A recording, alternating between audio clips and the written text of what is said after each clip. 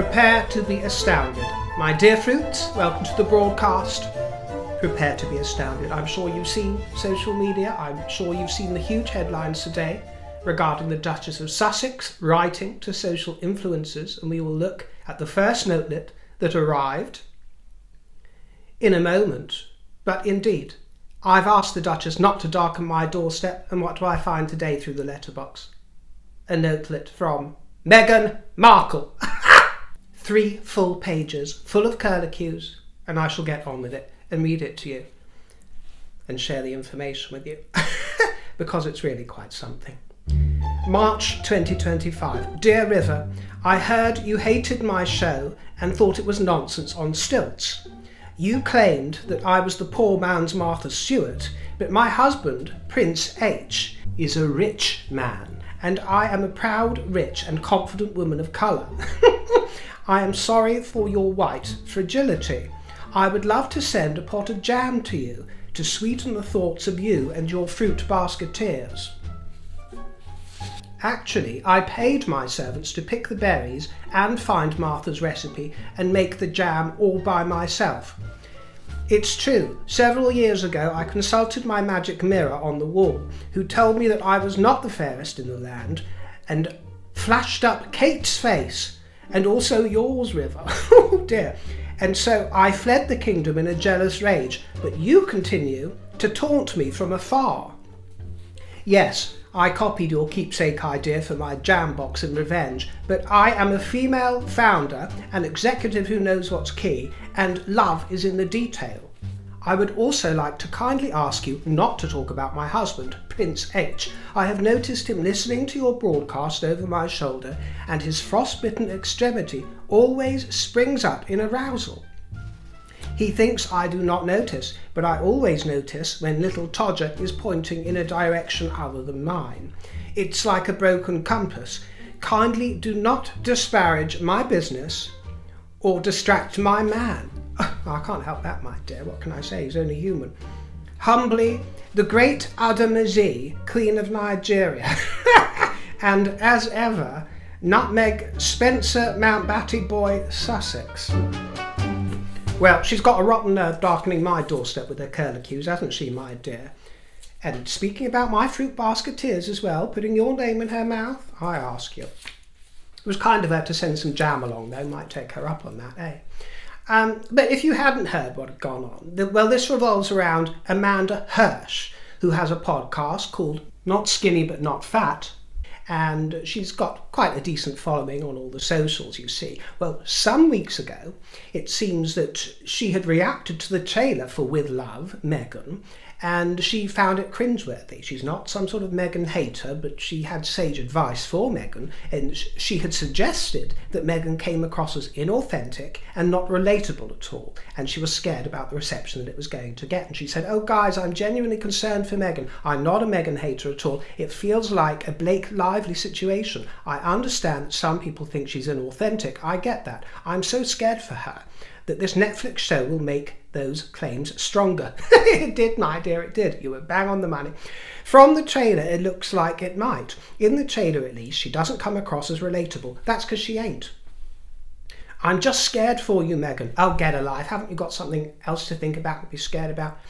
Scared for you, Meghan. Why did you have to do that? Consult with me. I would have told you. Well, it seems like this character, this Amanda Hirsch, no offence to the girl, I'm sure she's lovely, but has histrionic tendencies a bit like Meghan. I'm terrified for you. I'm scared for her. Oh, she's a big girl. She can look after herself, my dear. She's old and ugly enough to look after herself. And she also said that it felt like a forced Martha Stewart situation, which is exactly the same as everybody else said. And would you believe it, golly gee, this week she receives a notelet in the post, just like mine, from Meghan Sussex. "Oh, my Duchess," she says. Replacing God for the Duchess? I do not think so. With this alleged notelet from Meghan. March 2025, embossed with the gold letterhead cipher. The M, by the way, stands for mad. And it's full of the claw flourish that we see featuring throughout. I think the ruler, the line marker that she uses, has gone a bit awry there. It looks a bit wonky, but she says, "Dear Amanda, I heard you were feeling scared. Don't be. This is the fun part. Let's enjoy it. As ever, Meghan. And I saw online some of the enthusiasts for Meghan, not that there are many, but they're praising her calligraphy skills. Praising her calligraphy skills. Now, there's nothing wrong with the gal's handwriting if she was to get rid of all those ridiculous tails and curlicues. Nothing wrong at all, perfectly pleasant. But calligraphy, it is not, my dear. I mean, really, get some education here. I might call it calligraphy in humour, and I might flourish my own handwriting when I write to Basketeers in humour, you know, as a pretension, in a high camp, highfalutin sort of way, you understand, but not with her studied contrivance, you understand.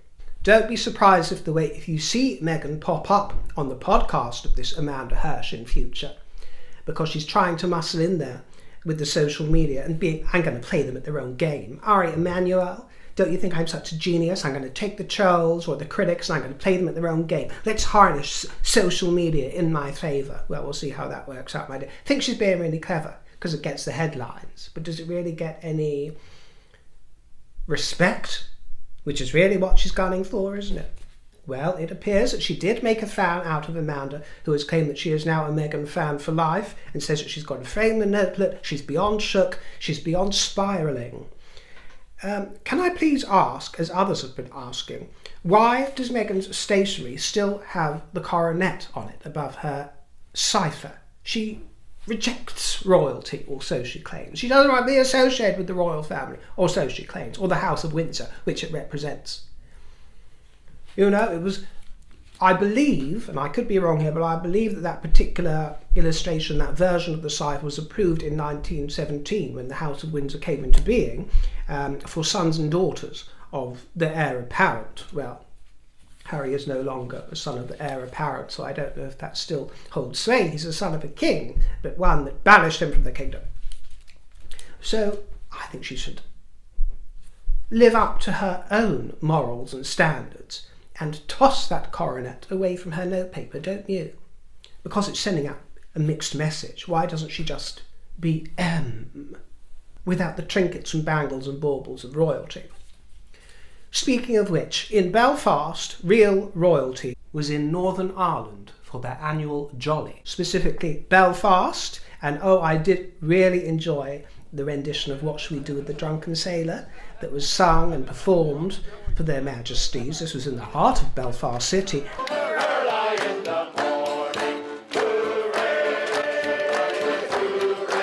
And they met with local workers who were involved in the arts and tourism and hospitality around the historic cobbled alleyways. And at the Sea Holly Gallery, they took in an exhibition featuring portraits of the locals from all walks of life. And it's worth mentioning, isn't it, my dears, that both Northern Ireland and Ireland are suffering greatly, from what I hear tell, from mass immigration.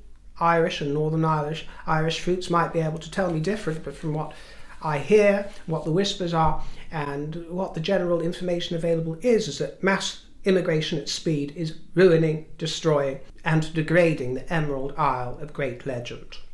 The culture is being eroded, as is much of the West. It's nothing new, but people are calling it the new Sweden, saying that it's becoming the new Sweden, and is going to have the same sort of fate as most of our European countries. Well, I've never been to Ireland or Northern Ireland, as I've told you before, and last time I mentioned that, some of you sprang up to give suggestions of where to go, and I do take note and put them in my little black book for the day, whether it's 1 year or 5 years or 10 years in the future when I do actually go there. I would love to continue hearing recommendations of where to go that still feels authentically Ireland or Northern Ireland. But, you know, in my mind, I want to be surrounded by Enya's family in the middle of nowhere, but with plenty of locals, maybe a few sexy ones. None that particularly or especially hate the British, or if they do hate the English, then are not likely to kill us. Do you understand, my dear? I have run across a few characters in my time who aren't so fond of those of us with English ancestry. They're quite passionate about it. So somewhere safe, beautiful, sexy, and preferably somewhere where you can still have a sneaky cigarette inside in the pub, my dear, and a nice pint of Guinness. And actually the King and Queen enjoyed some whiskey while they were there in Belfast. And at the New Forge Sports Complex, the King watched rugby and football and hockey and Gaelic training in action. and the Queen pootled off to ATLAS, Adult Training, Learning and Support. That's a good acronym, isn't it? ATLAS, very good, that works. This community centre still supports local women with an emphasis on helping those who are living with domestic abuse. Her Majesty then had a wonderful time joining in with the stitching and sewing group and attended a singing class with the Atlas Sing. And they sang "You Are My Sunshine, My Only Sunshine." Lovely song. But Her Majesty had to stand there through 3 verses of it. One would have been quite enough, my dear. One would have been enough. And everyone was enchanted by the attentive Queen and also by the King, who gave a moving speech. It was really emotional. It was full of gratitude for the police officers and the volunteers of the community. Actually, it was very heartfelt and very well received. And I have heard people saying lately that the King is looking especially frail and particularly fragile. I've got to tell you, and I do look hard, I don't see that. I don't see that. You know, he is 3.5 years shy of 80 years old. And I think he's quite remarkable, even with the effects of the cancer treatments he's had. You know, aren't people allowed to age a little, shrink a little as comes with time? But, you know, I still think that he looks really rather good. And in July, Queen Camilla is going to be 2 years shy of 80 years old. You know, let's bear this in mind. She simply gets on with the job. She gets on with the job, no fuss, no snot and trana. And I'm very impressed by that. And at Hillsborough Castle, the King received the First Minister and Deputy First Minister of Northern Ireland. And I thought it very important to mention a character here who the royal family have also paid tribute to, and that's Paddy Hemingway, John Paddy Hemingway, who died at the age of 105. Quite an age there. And it's rather poignant, you know, because he was the last surviving Battle of Britain pilot. Isn't that something? And the band of the Coldstream Guards paid homage with music marches during the changing of the guard. And the Prince of Wales led tributes to the last of what's called the few. We owe so much to Paddy and his generation for our freedoms today. Their bravery and sacrifice will always be remembered. We shall never forget them. Well, at 21 years old, young Paddy, as he was one of 3,000 Allied airmen sent to defend Britain from the raids of 1940, and he was twice forced to bail out of his hurricane. He was shot down over Italy, and he evaded capture, disguised as a peasant with the help of a local 10-year-old Italian girl. And in the RAF, he was shot down 4 times. He survived a plane crash. He was saved, actually, by a tree when his parachute failed. But he never thought of himself as a hero. He always referred to himself as the lucky Irishman. So he's from Irish stock, actually, and he never considered himself a hero. He thought that the special ones were his friends who never returned. The Duchess of Sussex has also been busy with her inanity on social media, posting a photograph of her in a garden with the Virgin Mary and baby Jesus.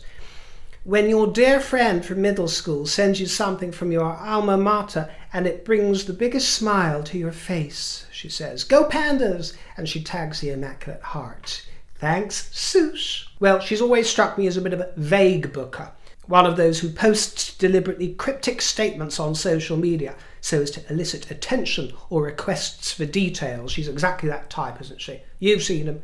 So full of attention-seeking. Well, I'll give her the benefit of the doubt, but I don't know who this Sush is that she refers to. You probably know, but I don't. I haven't heard about that. But I will assume, to give her the benefit of the doubt, that this something she says she received is the photograph itself. And as well as the biggest smile in the world that she mentions, the nose is looking quite something here, isn't it, as well? The nose is quite a feature in this photograph. Now, she is long rumoured to have had some sort of work done to the snout. I'm open-minded on the issue. I do think that sometimes it looks different now, but sometimes when she's captured at other angles, it actually looks the same as it does in this photograph. Rarely, but sometimes it happens. But I've got to say that I like large noses. So it's fine with me either way, whether she had work or didn't have work, or whether it's big or not, because I rather like big noses, always have done. But I will say that my nose was actually the first feature of my face to grow, from quite a tiny nose to something which felt quite bulbous and big to me during my adolescence as you're coming through. Do you remember that, my dears? Well, my nose grew first. I can remember feeling very self-conscious about it for several years, you know, as adolescents do, you know. Self-conscious about everything. and every person that I complained to about it rightly tried to put me in my place and told me that I was mad and there was nothing wrong with it, but I was asking about nose jobs and making inquiries. I wanted a really pinched in nose, tiny little thing. And I'm very, very happy now, looking back, to be able to say that thank God I didn't touch it and didn't go near it at all, because I'm very happy with it now. It suits my face perfectly, my proportions and my contours. It's wonderful. It's just that the rest of the face needed to grow into it as well. But I'm just saying that during that 3 or 4 years, while I was maturing, it felt out of proportion to the rest of my face. No one else noticed it but me, but that's how I felt. Maybe that's what was going on with Meghan. I like big noses, some big noses, on men and women. For example, like Diana, she had a big nose, and I wouldn't have changed that. I thought it was fabulous, very strong, very queenly. David Gandy is a wonderful example of a fella with a big conch, especially seen from the profile, and I wouldn't change that for $1 million. Well, okay, maybe for $1 million, but not for a tenner. Also Michael Portillo. Now that is one great big conch. That is one great big conch, isn't it? Well, I had a crush on Michael Portillo for years. And I wouldn't have changed the conch. It's the overall impression that counts, isn't it, my dear? We are more than the sum of just our parts. Now, a fairly long question here on the subject of Canada, which will take up most of the rest of the broadcast, okay, from Michelle. River, not to get too political, but on the occasion of Commonwealth Day, I'm wondering your thoughts on the soft power of the Commonwealth in the face of Trump's alleged desire to economically annex Canada. Trudeau recently visited King Charles to discuss Canada's sovereignty, and King Charles has embraced Zelensky and also appeared in public recently with Canadian military outfit donned. So lots of soft shows of support without stating opinions or using words. Also, I just think about the opportunity Meghan and Harry missed, being gifted the position of Vice President of the Queen's Commonwealth Trust. If there were ever a purpose more suited to Meghan's interests as we knew them, then it was the Commonwealth. Regardless, as a Canadian, I hope that whatever happens in the next years, that Canada and Britain are united on the right side of history. Wonderful to see countries with an already established format to strengthen relations and affirm values during unsteady international times. I would love to see it used to its best capacity in the current circumstances. Thank you, Michelle, my dear. Using the word circumstance reminds me of Queen Camilla. Just yesterday, she said the word circumstance and she pronounced it the way that I do, which is an unusual way of pronouncing it. Yes, so you can actually use your circumstances.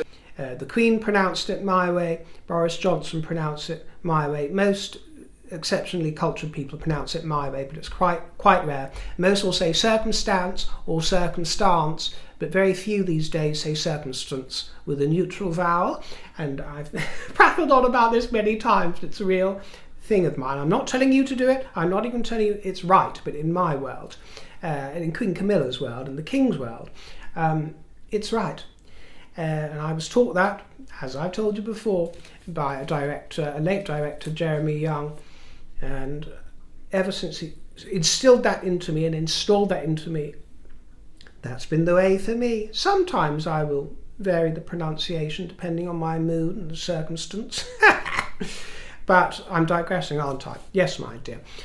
Well, you mentioned soft shows of support for Zelensky and in the outfits that he's wearing, military outfits for Canada and all of this. Well, in my view, it could be entirely incidental. I'm not jumping to read too much into that. You could be right, you absolutely could be, but my feeling is that's more incidental than a display of solidarity or support.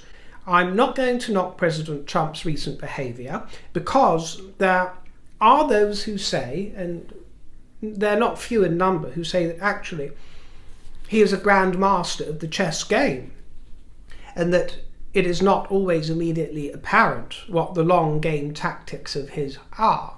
So I like to sit on the fence a bit and watch and see how things evolve, because some things are not presented to us quickly.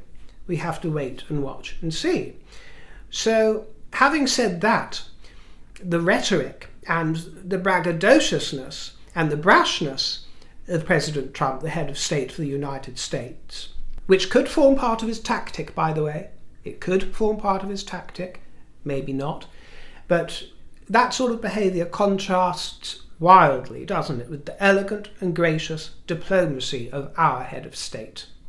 And I rejoice in that fact, my dear. I rejoice in the fact that it is an advantage, and I'm speaking about your head of state as well, my dear, because you're Canadian, and he is King of Canada.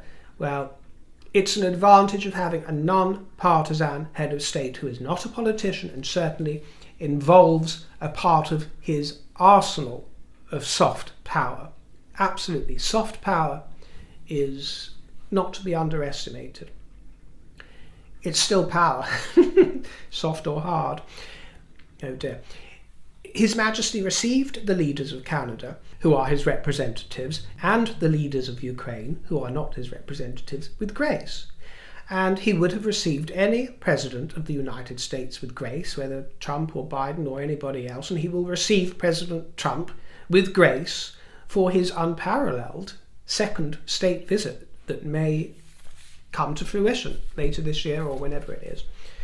It has been invited to do so. It's really quite something. And there are whispers, because it was mooted before during the late Queen's reign, that America would be invited to become an associate member of the Commonwealth. Yes, indeed, my dears. Be curious to hear what American basketeers think about this. This doesn't mean that, obviously, America will become one of the King's realms. No, my dear.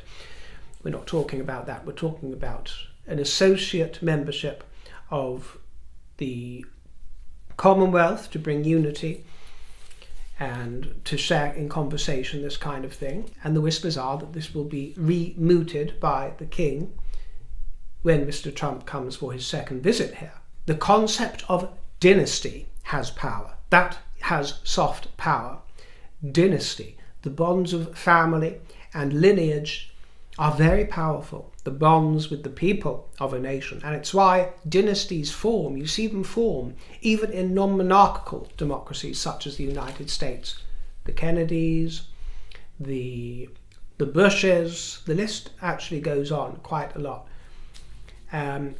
Dynasties run even within the political parties of the United States, for example. And as many of my own viewers have told me in the comment section, even dismembered of a royal family, many republics, not just its states, but many republics seek, psychologically speaking, they pine for a king to adore. They pine for a king to adore.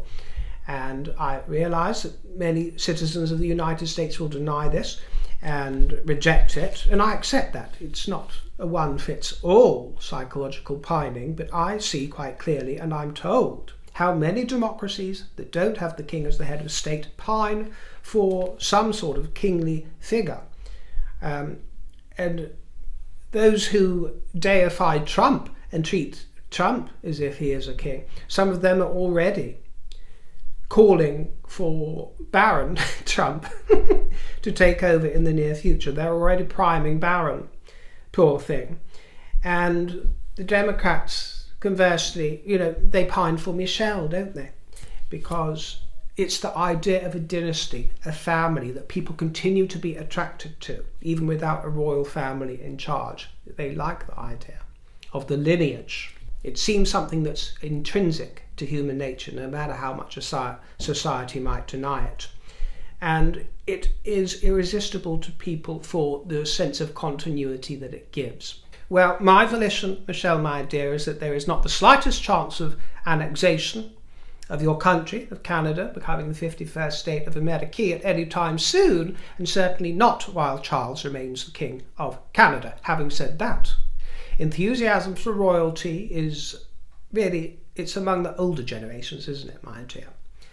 There is a very real possibility of referenda coming in the coming years.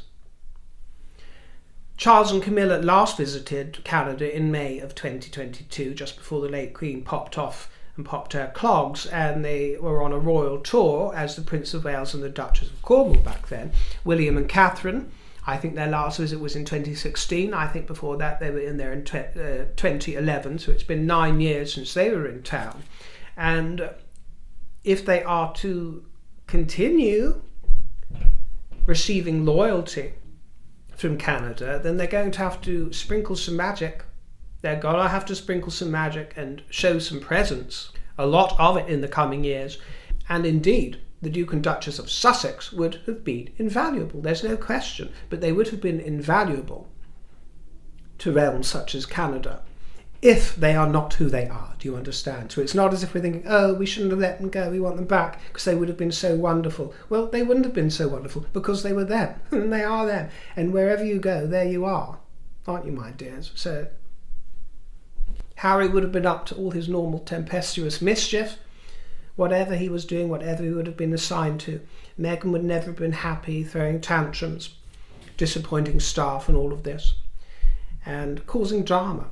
And you make the point that she was named Vice President of the late Queen's Commonwealth Trust, and indeed, that was announced in March 2019. And what an announcement that was. Such a high honour, I cannot tell you, my dears.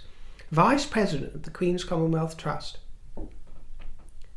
In the very early days of her marriage as well, most immediately. A high honour, a great privilege to assign her that role in the late Queen's great post-Empire accomplishment.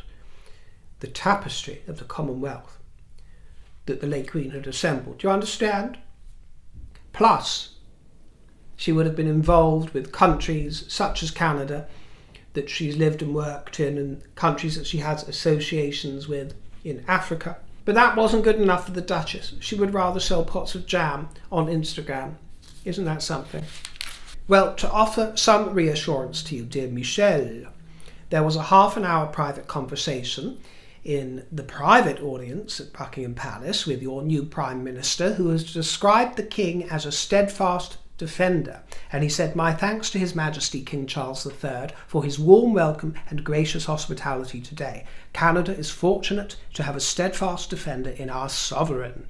Isn't that encouraging, my dear? And he was also enthused after meeting our Prime Minister, Sir Keir Starmer. And he said, at a time of great consequence for our country, one in which our sovereignty has been called into question, alliances and friendships like ours matter. Justin Trudeau has been taking those threats seriously. He says that the threats are a real thing. Well, in response to that, I would say that it is actually healthy to be challenged and for Canada to ask what it wants to be, and to reject it if it wants to reject it, to ask the questions about its identity and what its priorities are, who it would like as its head of state, the role of the royal family if it has one, and its very future. It is healthy to be asked and challenged, however obnoxiously. Do you understand, my dear? You know, it's always going to polarize, isn't it? It's always going to divide opinion. But the status quo is not a given. The status quo is not forever, with regards to any nation. With regards to the Pope, the King has written to him privately during his recent illness, and subject to health, their Majesties are going to be visiting the Holy See and the Republic of Italy, including Rome and Ravenna, from the 7th to the 10th of April. And their programme in the Catholic Church's Jubilee year is going to include an audience with Pope Francis, a service in the Sistine Chapel, a visit to the Papal Basilica of St. Paul's outside the walls, and actually he's the first monarch and supreme governor of the Church of England to visit since the Reformation, restoring ties that date back to the 1700s. So it's quite an historic visit. And this landmark show of friendship between the Anglican and Catholic churches is being described as an historical first. It's going to coincide with the 20th wedding anniversary of the King and Queen. And Charles was actually divorced from Diana after 15 years of marriage, but his wedding to Camilla was actually postponed one day from the 8th to the 9th of April all those years ago, out of respect following the death of Pope John Paul II. So it'll be interesting to see if that tempts fate this time around. Thank you so much for joining me. I appreciate your company and good humour and look forward to seeing you in the next broadcast. Take care, my dears, and ta-ra for now. Toodle pip.